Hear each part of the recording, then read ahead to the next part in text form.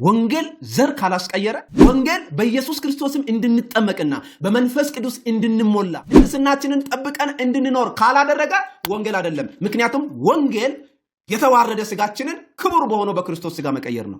ዘር መቀየር ነው። ይጠፋ ዘር ወደ ማይጠፋው ዘር መሸጋገር ነው። ይሄንን ነው ሐዋርያት ሥራ ምዕራፍ 2 የጥንቷ ቤተክርስቲያን አስተምሮ ፍንትው ብሎ በግልጽ እንደዚህ ከዚህ ጠማማ ትውልድ ዳኑ ብሎ መከራቸው። ቃሉን የተቀበሉ ተጠመቁ ነው። ከዚህ ጠማማ ትውልድ ዳኑ ብሎ መከራቸው። ምን ማለት ነው? ትውልዱ ተጣሟል።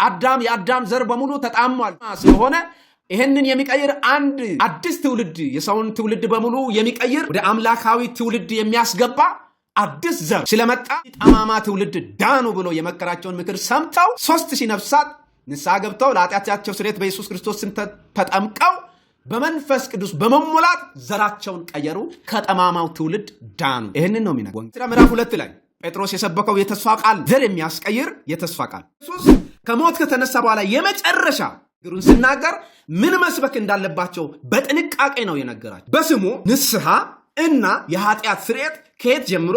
ከኢየሩሳሌም ጀምሮ በአሕዛብ ሁሉ ይሰበካል። ስብከት መስበክ ያለባቸው በስሙ ንስሐና የኃጢአት ስርየት ነው አለ ኢየሱስ ይህንን አለ። እነሱም ንስሐ ግቡ፣ ኃጢአታችሁ ይሰረይ ዘንድ እያንዳንዳችሁ በኢየሱስ ክርስቶስም ተጠመቁ፣ የመንፈስ ቅዱስ ስጦታ ትቀበላላችሁ ብሎ በትክክል ሳያዛንፉ ኢየሱስ ስበኩ እንዳላቸው ሰበኩ ማለት ነው። ወንጌል ያሸንፋል፣ ኢየሱስ ድል ያደርጋል፣ በእርሱ ሁሉ ይሆናል፣ ለዓለም ብርሃን ይበራል። ፊልጵስዩስ ምዕራፍ 3 ቁጥር 21 ላይ እንደሚናገረው የወንጌል ዋናው ተልእኮ ክቡር ስጋውን እንድንመስል የተዋረደውን ስጋችንን መለወጥ። ስለዚህ የማርያም የአብርሃምና የዳዊት ስጋ ደግሞ እንደኛ የተዋረደና ለውጥ የሚያስፈልገው ስጋ ስለሆነ የክርስቶስን ስጋ የዳዊት ወይም የማርያም ማድረግ የተዋረደ ስጋ ማድረግ ነው። እንዲህ ከሆነ ደግሞ የተዋረደ ስጋን ሊለውጥ ስለማይችል አዲስ ሰው የሚባል ነገር አይኖርም ማለት ነው በተዋረደ ስጋ። ስለዚህ አዲስ ሰው የምንሆነው አዲስ በመጣው በማይጠፋው ዘር በክርስቶስ አማካኝነት ብቻ ነው። ስለዚህ በኤፌሶን ምዕራፍ 2 ቁጥር 14 እስከ 16 የክርስቶስ በስጋ የመምጣቱ ዋነኛ ዓላማ ወይም ደግሞ የወንጌል ዋነኛ ዓላማ ምን እንደሆነ ሲናገር እርሱ ሰላማችን ነውና ሁለቱን ያዋሃደ በአዋጅ የተነገረውን የትእዛዝን ሕግ ሽሮ በመካከል ያለውን የጥልን ግድግዳ በስጋው ያፈረሰ፣ ይህም ከሁለታቸው አንድን አዲስ ሰው በራሱ ይፈጥር ዘንድ ሰላምን ያደርግ ዘንድ ጥልን በመስቀል ገድሎ በእርሱ ሁለታቸውን በአንድ አካል ከእግዚአብሔር ጋር ያስታርቅ ዘንድ ነው። ኢየሱስ ይመስገን። ከሁለታቸው አንድን አዲስ ሰው በራሱ ይፈጥር ዘንድ። ይሄ ነው ወንጌል። ሁለቱ የተባሉት ማናቸው? አሕዛብና አይሁድ ናቸው። ስለዚህ በስጋው ሰማያዊ ዘር የሆነው ክርስቶስ ኢየሱስ ከአይሁድም ሆነ ከአሕዛብ ከሁለታቸው በራሱ ራሱን የሚመስል አንድ አዲስ ዘር አዲስ ሰው ለመፍጠር ዓላማ አድርጎ ወደ ምድር መምጣቱን ነው የሚያሳየን ማለት ነው። ይሄኛው ክፍል አዲስ ሰው መፍጠር ነው። ወንጌል ሰውን ይፈጥራል፣ አዲስ ሰው ይፈጥራል። ጌታ ኢየሱስ ይመስገን። በአሕዛብና በአይሁድ መካከል የነበረው የጥል ግድግዳ ተሰብሮ ራሱ በስጋው አፍርሶ አዲስ ሰው ፈጠረ ማለት ነው በዳግም ልደት። ጌታ ኢየሱስ ይመስገን። ስለዚህ እኛን ሊለውጠን እንጂ ክርስቶስ የመጣው እርሱ ተለውጦ እኛን ሊሆን አይደለም። ይሄ ኃያል አምላክ የዘላለም አባት የሰላም አለቃ የሆነው ኢሳይያስ 9:6 ላይ የተነገረው እኛን ሊለውጠን እንጂ የመጣው እሱ ወደኛ ሊለወጥ አይደለም። ክርስቶስ የዳዊት የሥጋ ዘር ነው፣ የማርያም የሥጋ ዘር ነው ማለት ክርስቶስ እኛን ሳይሆን የለወጠን እሱ ወደኛ ተለወጠ የሚል ትርጉም ነው የሚያሰጠው ማለት። ወንጌል ግን እንደዛ አይደለም። ወንጌል እኛን መለወጥ ነው። ክርስቶስ እኛን ለመለወጥ ነው የመጣው እንጂ ለዘለዓለም እሱ ወደኛ አይለወጥም። ስለዚህ ይሄን ነው እንግዲህ ጴጥሮስም የሚነግረን። መንግስተ ሰማያት መክፈቻ የተሰጠው ጴጥሮስም ቅድም ባነበብንበት በአንደኛ ጴጥሮስ ምዕራፍ 2 ቁጥር 23 እስከ 25 ስናነብ ይህንን ነው የሚነግረን። ዳግመኛ የተወለዳችሁት ከሚጠፋ ዘር አይደለም ብሎ ይህንን ነበር የነገረን። ጌታ ኢየሱስ ይመስገን። ሐዋርያት ሥራ ምዕራፍ 2 ቁጥር 39 ላይ የተስፋው ቃል ለእናንተና ለልጆቻችሁ ጌታ አምላካችንም ወደ እርሱ ለሚጠራቸው በሩቅ ላሉ ሁሉ ነውና አላቸው ይላል። የተስፋው ቃል ጴጥሮስም መንፈስ ቅዱስ ተቀብለው ሲያፈዙ ለነበሩ አይሁድና አይዛብ ቅልቅል ለነበሩ በዙሪያቸውን ከቦ ለነበሩ ሰዎች ሲናገር የተስፋው ቃል ነው ብሎ አፉን የከፈተው። የተስፋው ቃል ይሄ የምነግራችሁ የተስፋው ቃል ለእናንተና ለልጆቻችሁ ጌታ አምላካችን ወደርሱ ለመጠራቸው በሩቅ ላለ ሁሉ ነውና ብሏቸው ከዚህ ጠማማ ትውልድ ዳኑ ብሎ መከራቸው። ቃሉን የተቀበሉ ተጠመቁ ነው። ከዚህ ጠማማ ትውልድ ዳኑ ብሎ መከራቸው ይላል። ምን ማለት ነው? ትውልዱ ተጣሟል። የአዳም ዘር በሙሉ ተጣሟል። ጠማማ ስለሆነ ይሄንን የሚቀይር አንድ አዲስ ትውልድ የሰውን ትውልድ በሙሉ የሚቀይር ወደ አምላካዊ ትውልድ የሚያስገባ አዲስ ዘር ስለመጣ ከዚህ ጠማማ ትውልድ ዳኑ ብሎ የመከራቸውን ምክር ሰምተው 3000 ነፍሳት ንስሐ ገብተው ለኃጢአታቸው ስርየት በኢየሱስ ክርስቶስ ስም ተጠምቀው በመንፈስ ቅዱስ በመሙላት ዘራቸውን ቀየሩ። ከጠማማው ትውልድ ዳኑ። ይህንን ነው የሚነግረው ወንጌል። ሐዋርያት ሥራ ምዕራፍ 2 ላይ ጴጥሮስ የሰበከው የተስፋ ቃል ዘር የሚያስቀይር የተስፋ ቃል ከዚህ ጠማማው ትውልድ አድኖ ትውልዳችንን ከእግዚአብሔር የሚያደርግ የተስፋ ቃል ነው የተሰበከው እንጂ ከላይ ከእግዚአብሔር ዘንድ ለእናንተ የተገለጠ ሰው ነው ጳውሎስ ብሎ አይደለም ያቆመው። ነገር ግን እንግዲህ እናንተ የሰቀላችሁትን ክርስቶስን ኢየሱስን እግዚአብሔር ጌታም ክርስቶስ እንዳደረገው እስራኤል ወገን ሁሉ በእርግጥ ይወቅ ብሎም አይደለም ያቆመው። ይሄን ባለው ጴጥሮስ እነዚህን ንግግሮች ከላይ ተናግሮ የሰዎች ልብ እንዲነካ ሆነ። የሰዎች ልባቸው የተነኩ ሰዎች ምንድነው ማድረግ ያለብን ታዲያ? እንድንድን ምን እናድርግ የሚል ጥያቄ ሲፈጠርባቸው የተስፋው ቃል ተነገረ ማለት ነው። ምን የሚል? ንስሐ ግቡ፣ ኃጢአታችሁ ይሰረይ ዘንድ እያንዳንዳችሁ በኢየሱስ ክርስቶስ ስም ተጠመቁ፣ የመንፈስ ቅዱስ ስጦታ ትቀበላላችሁ የሚለው ቃል ለእናንተና ለልጆቻችሁ ነው ብሎ ነገራቸው። ቃሉን የተቀበሉ ተጠመቁ ይላል። ጥምቀት ወይም ደግሞ ከውሃና ከመንፈስ መወለድ በኢየሱስ ክርስቶስም በመጠመቅ በመንፈስ ቅዱስ በመሞላት የሚገኘው ዳግም ልደት ነው የተስፋው ቃል። በዚህ ምክንያት ነው የዳኑት። የጥንቷ ቤተክርስቲያን እንዲህ አስተምራ እንጂ ኢየሱስ ክርስቶስ የእግዚአብሔር ልጅ ነው ለእናንተ የተገለጠ ሰው ነው ብሎ አይደለም ወንጌል የቆመው። ይሄንን ኢየሱስ ክርስቶስ የእግዚአብሔር ልጅ መሆኑን የተቀበሉ ሰዎች፣ ያመኑ ሰዎች፣ ልባቸው የተነኩ ሰዎች ምን እናድርግ ዘንድ አሉ። ስለዚህ ቁጥር 38 ላይ የተነገረውን ተቀብለው ተጠመቁ። በነገራችን ላይ ሐዋርያት ሥራ ምዕራፍ 2 ከቁጥር 14 እስከ 36 ድረስ ጴጥሮስ የተናገራቸው ቃሎች ቁጥር 12 እስከ 13 እንጃ ይህ ምን ይሆን ላሉና ሌሎች ግን እያፌዙባቸው ጉሽ የወይን ጠጅ ጠጥተው ጠግበዋል ላሉ ሰዎች የተሰጠ ምላሽ እንጂ ዘር የመቀየሩ ስብከት ያለው ቁጥር 38 ላይ ነው። አውዱ የሚነግረን ይሄንን ነው። ሐዋርያት ሥራ ምዕራፍ 2ን ስናይ ከቁጥር 14 እስከ ቁጥር 36 ጴጥሮስ አፉን የከፈተው ቁጥር 14 ላይ ነው። ግን አፉን ያስከፈቱት የሰዎች የተናገሩት ንግግር አለ። ጴጥሮስ ይህንን ቃል እንድናገር ያደረጋቸው ጉሽ የወይን ጠጅ ጠጥተዋል እና ይሄ ምን ይሆን ብለው ከቁጥር 12 እና 13 ላይ ለጠየቁት በዙሪያቸው ተሰብስቦ ለነበሩ ሰዎች የተሰጠ ምላሽ ነው። አይደለም ብሎ ነው የጀመረው። ለእናንተ እንደመሰላችሁ እነዚህ ጉሽ ወይን ጠጅ የጠጥተው የሰከሩ አይደሉም፣ ይህን በነቢዩ በኢዩኤል የተባለው ነው እያለ ጀመረ እና እስከ ቁጥር 36 እነሱን እንደዛ ምን እንዳደረጋቸው ምንድነው እንደዚህ ሐዋርያትን በሊሳን እንድናገሩና በአዲስ ቋንቋ እንድናገሩ ያደረገው እነሱን እንዲህ የለወጣቸውን ምክንያት ነው እየነገረ ያለው። ለጠየቁት መልስ እየሰጠ ነው። ለዚህ ማሳያው ምንድነው? ቁጥር 32 ላይ ይህ ኢየሱስን እግዚአብሔር አስነሳው፣ ለዚህ ደግሞ እኛ ሁላችን ምስክሮች ነን። ስለዚህ በእግዚአብሔር ቀኝ ከፍ ከፍ ብሏልና መንፈስ ቅዱስን የተስፋ ቃል ከአብ ተቀብሎ ይህን እናንተ አሁን የምታዩትና የምትሰሙትን አፈሰሰው።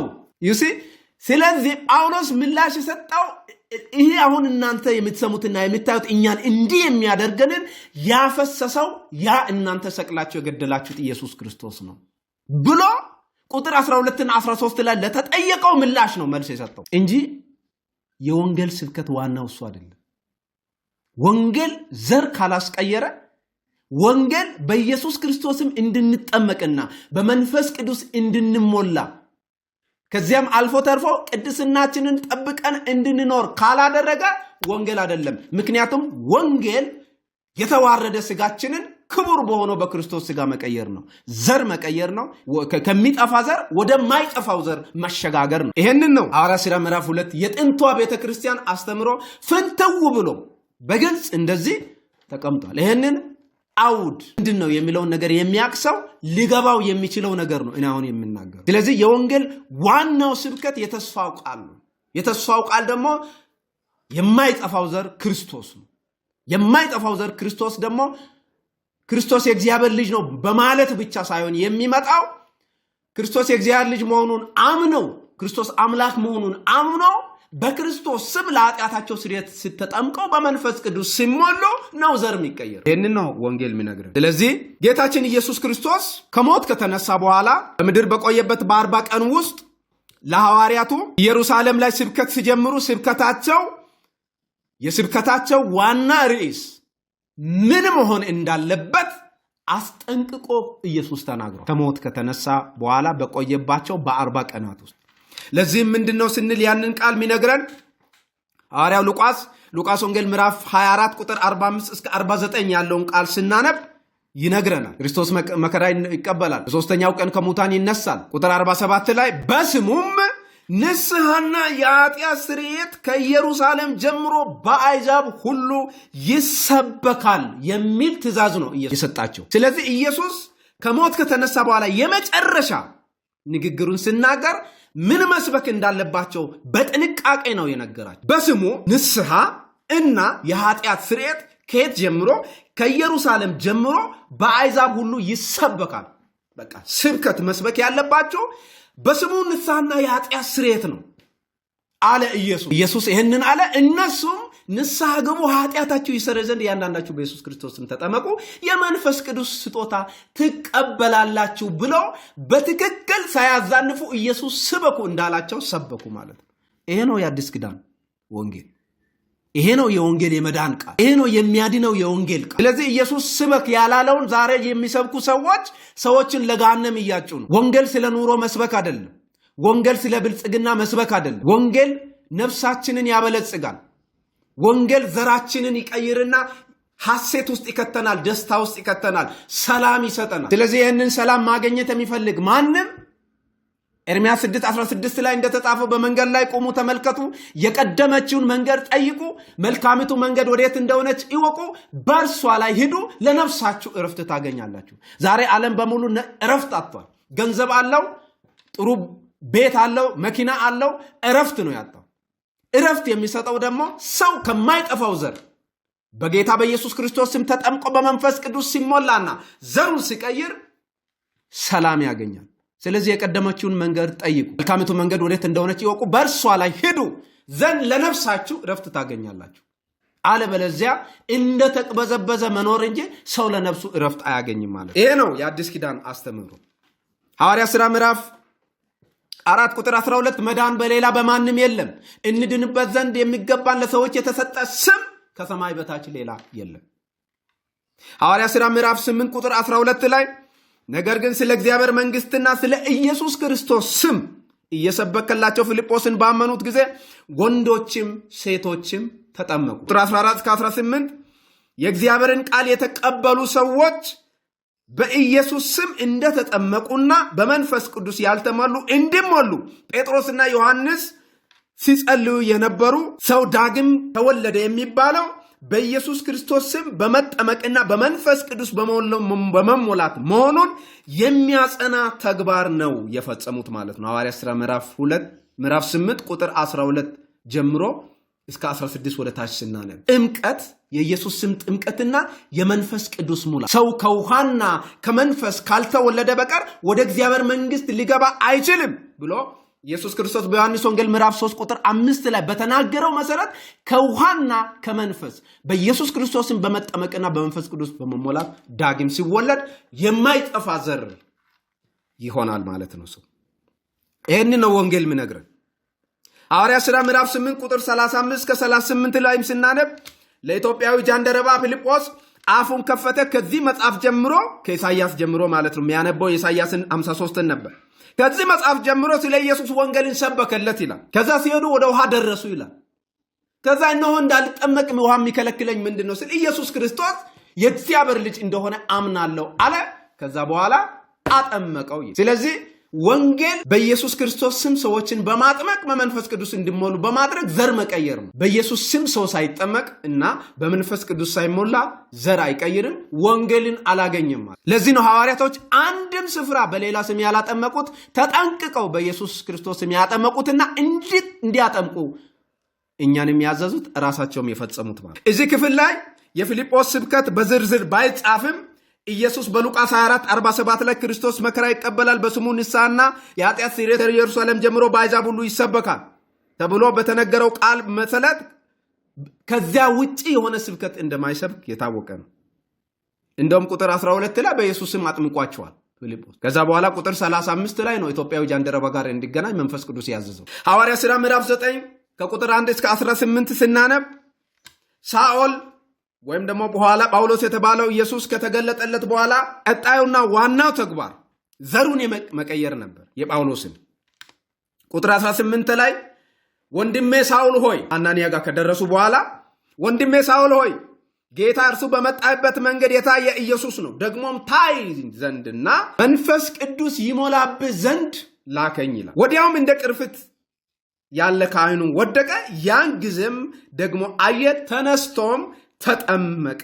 ምን ብሎ ተጠመቀ የሚለውን ነገር ጳውሎስ ሲነግረን ሐዋርያ ሥራ ምዕራፍ 22 ቁጥር 16 ላይ ምን ይላል? ተነሳና ስሙን እየጠራህ ተጠመቅ፣ ከኃጢአትህም ታጠብ ተብሎ ነው የታጠበው። ኢየሱስ ኢየሱስ እያለ ነው ሳኦል ተነስቶ በኢየሱስ ክርስቶስ ስም የተጠመቀው።